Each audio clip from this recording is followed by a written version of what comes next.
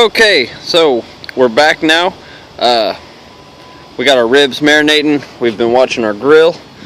If you'll notice, my temperature is 225 and climbing.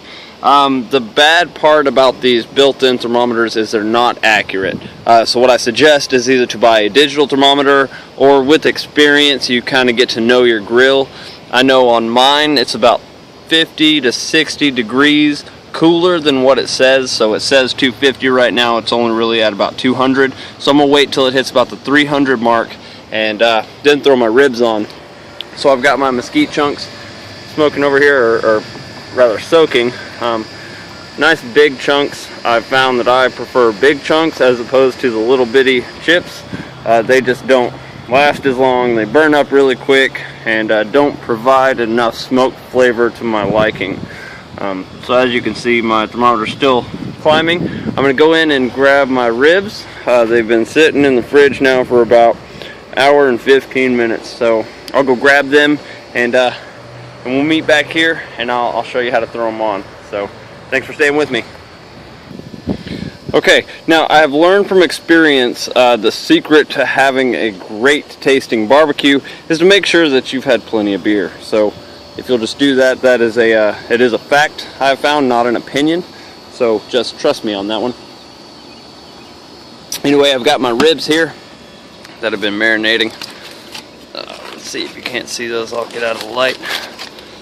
And those are just looking wonderful and juicy. Make sure, like I said, you wrap them with heavy duty foil. Go ahead and get Reynolds wrap, man. Don't use any of that dollar store knockoff bullshit. Get the good stuff. If we're gonna do it right, we're gonna do it right. So, temperature's still climbing, almost there. Go ahead and open it up. I've already added a few wood chips right there. I'm gonna put my phone down for a minute, throw those ribs on, and I'll be back. All right, now got them on there. Like I said, you want to keep them away from the direct heat. Got them positioned over here. As you can see, they're nice, juicy, huge racks of ribs. Got my cold beer over here. My wood chips, make sure you got everything plenty and ready.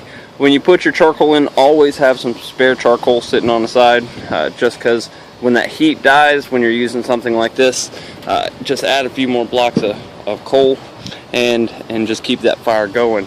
Make sure your vents are adjusted the way you like them. I normally keep mine about halfway when I'm doing some smoking. Just make sure all that smoke gets in there. So I'm going to do that, and we're going to let it sit for a little while. I'm going to go ahead and start my timer here,